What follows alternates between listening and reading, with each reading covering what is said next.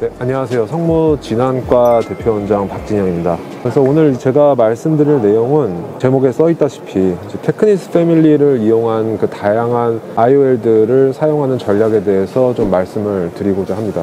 몇 년 사이에 테크니스 패밀리의 구성이 굉장히 다양하고 견고해졌죠. 심포니를 대체하는 시너지가 나오기도 했고, 알콘 BBT에 대항하는 POC가 나오기도 했고, 그리고 프리미엄 모노로 INS가 출시가 됐고, 이 렌즈들이 각자 추구하는 컨셉이 확실하고 또 기능이 또 뛰어납니다.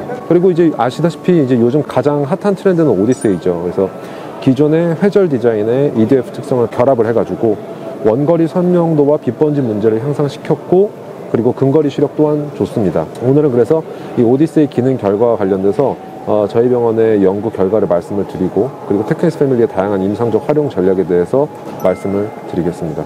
일단 일본의 미야지마 교수팀이 올해 발표한 25명 양한 오디세이 연구 논문을 소개해 드리는데요.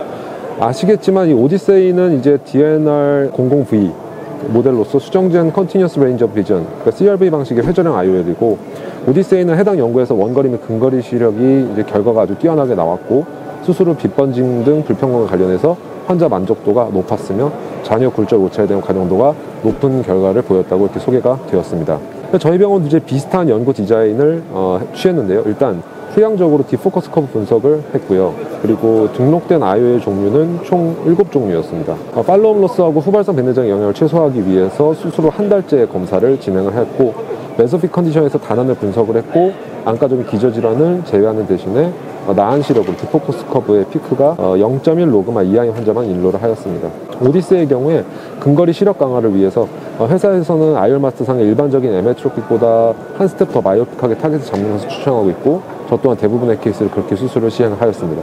렌즈의 정확한 퍼포먼스를 알기 위한 디포커스 커브는 잔여 굴절 오차를 완전 교정한 후에 측정을 하는 게 정상이긴 한데, 나은 시력만 측정했다는 점에서 본 연구는 한계점이 좀 있습니다. 그렇지만 동일 수술자가 잔여 굴절 오차를 최소화해서 수술을 했고, 수술 후 환자들의 실제로 보는 시력을 비교 평가하는 데서 나름의 의의가 있다고 생각을 합니다. 그리고 또 한 가지의 이제 한계점은 뭐냐면, 오디세이 렌즈가 지금 보시면 N수가 9개로 되어 있죠. 아직 N수가 좀 적어요. 왜냐면 출시한 지 얼마 안 됐기 때문에. 그래서 계속 이제 POD 1month의 환자들의 데이터를 저희가 추출을 해가지고 N수가 쌓이는 대로 정식으로 논문들도 발표를 하려고 이렇게 연구를 계획 중에 있습니다. 그래서 제일 중요한 그래프가 되겠는데, 보시면은 이제 오디세이하고 시너지와 비교를 했을 때 오디세이의 강점을 명확하게 보여주는 그런 디포커스 커브 결과고요. 보시다시피 오디세이의 나은 로그마 시력이 이제 플라노에서는 0.01 정도, 마이너스 1.5디옵터 타겟에서는 0.2 정도, 마이너스 2.5디옵터에서는 0.1 정도의 시력을 보였고요. 근거리 시력을 보시면 시너지가 약간씩 더 높은 그런 결과를 보이고 있긴 한데 통계적으로 유의한 차이는 없었고요. 그리고 원거리 시력이 전반적으로 오디세이가 더 뛰어난, 그리고 통계적으로 유의한 차이를 보였습니다. 알콘의 클라리온 파놉틱스하고 비교를 했어도 비슷한 결과죠. 클라리온 파놉틱스가 근거리 상에서 약간 더 뛰어난 경향을 보이긴 하지만 통계적으로 유의한 차이는 없었는데, 원거리에서는 오디세이 시력이 더 좋았습니다. 이건 통계적으로 유의한 차이가 있었고요. 알콘의 알케 플랫폼의 파놉틱스도 마찬가지의 결과를 보이고 있습니다. 그리고 파놉틱스 같은 경우는 오히려 이제 아주 근거리 마이너스 2.5디옵터 타겟으로 갔을 때는 오디세이에 비해서 조금 이렇게 떨어지는 경향을 좀 보이고 있고요. 자, 그래서 이제 왜 그럴까를 생각을 해본 건데, 이 시너지와 오디세이 그리고 파놉틱스 기능적인 차이에 대한 원인을 분석한 자료인데, 이건 이제 IOL 파워 클럽에서 발표된 자료고요. 동공이 4.5mm일 때 수정체 표면의 회절 스텝 높이, 즉 스텝 하이트가 동공 중심으로부터 거리별로 어떻게 분포하는지를 보여주는 그런 그래프가 되겠습니다. 그래서 ND IOL 그리고 파놉틱스, 오디세이, 시너지 이렇게 4가지 렌즈를 비교를 하였고요. 아래쪽 그래프는 Y축이 플러스 3마이크로미터까지 올라가는 데 비해서 위쪽에는 플러스 1마이크로미터 근처까지만 올라가는 것을 통해서 아래 두 렌즈, 오디세이와 시너지의 회절 스텝 높이, 즉 굴곡의 진폭이 위에 ND나 파놉틱스에 비해서 약 3배 정도 크다는 것을 확인할 수가 있습니다. 스텝이 높을수록 그 빛 분할과 회전 효과가 더 강해지고, 그만큼 빛 분배와 고위 수차, 헤일로에 대해 더 큰 영향을 줄 수가 있고요. 오디세이와 시너지의 고차 회절 패턴은 단순 1차 회전만 쓰는 그런 디자인보다 색수차를 보정하고 여러 초점을 이어주는 EDF 효과를 노렸습니다. MB는 스텝 높이가 작고 어퍼다이즈드이므로 동공 크기에 따라서 외곽으로 갈수록 스텝 하이트와 디프렉트 효과가 줄어드는 것인 그런 설계고요. 빛 분할은 하되 큰 동공에서의 헤일로, 글레어를 줄이는 방향의 그런 디자인을 취하고 있습니다. 있습니다. 파놉틱스의 경우에는 빛을 4초점에 비교적 균등하게 분배하는 대신에 큰 동공에서까지 디프렉티브 링이 살아있어서 야간 헤일로가 더 뚜렷할 수 있다는 디자인적인 특성은 보여줍니다. 오디세이는 퓨어시의 심포니 디자인을 약간 수정해서 합친 설계라고 보는데 강한 디프렉티브 컴포넌트에 굴절 EDF가 혼합되어서 원중근 거리와 연속적인 초점 범위를 확보하려는 설계입니다. 시너지 같은 경우는 디자인상 아이엔스의 예전 테크니스 다초점을 합쳤다고 보시면 됩니다. 두 개의 강한 디프렉티브 포커스 위에다가 굴절 EDF를 얹어서 연속적인 인터메디 레인지를 확보하는 구조로 해석이 가능합니다. 오디세이와 시너지는 둘 다 리프렉티브와 디프렉티브의 혼합인데 오디세이는 상대적으로 디프렉티브를 줄이고 리프렉티브 성향을 늘렸다고 보시면 되겠습니다. 그래서 오디세이는 기존 색수차를 줄이는 디프렉티브의 장점과 빛 손실을 줄이는 리프렉티브의 장점을 조화시켜서 최적화된 결과를 유도했습니다.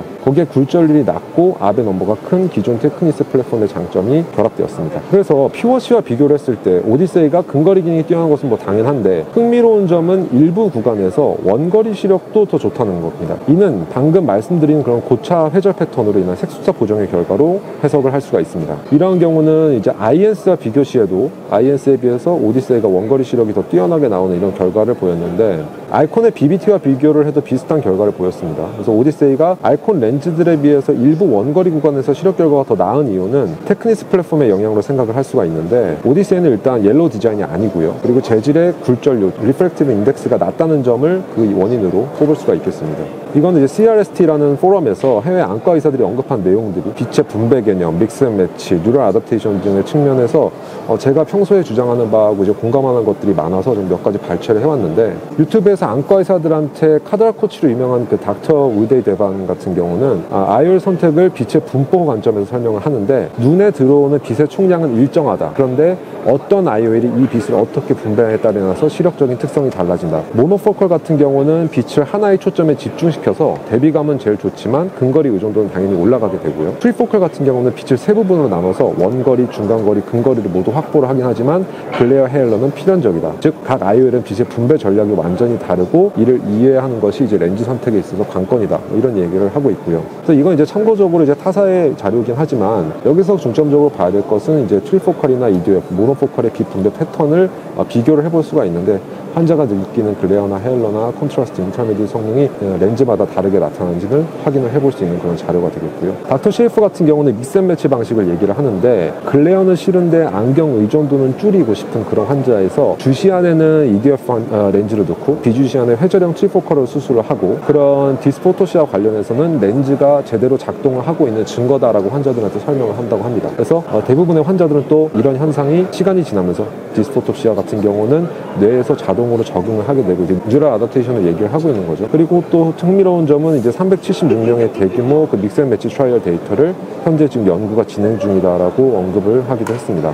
닥터 레베니치 같은 경우는 실제 임상에서 이와 같은 방식으로 이제 믹스 앤 매치를 적극적으로 사용한다고 했고요. 그래서 환자들한테 글레어나 헤일러는 무조건 경험을 하게 된다라고 설명을 하고 있고 어쩌면 글레어나 헤일러가 보인다 이렇게 설명한 게 아니라 반드시 보이게 되어 있다라고 설명을 하고 대신에 약 2개월 후에 뉴럴 아답테이션으로 대부분의 환자에서 불평감 없이 상당 부분 해소가 될 거다. 그래서 1년 후에도 그런 관련된 문제를 겪는 환자는 약 2%뿐이다. 이렇게 이야기를 하고 있습니다. 닥터 윌리엄슨 같은 경우도 이제 명확하게 얘기를 하는 것이 제가 빨간색으로 표시했는데 no rings, no read.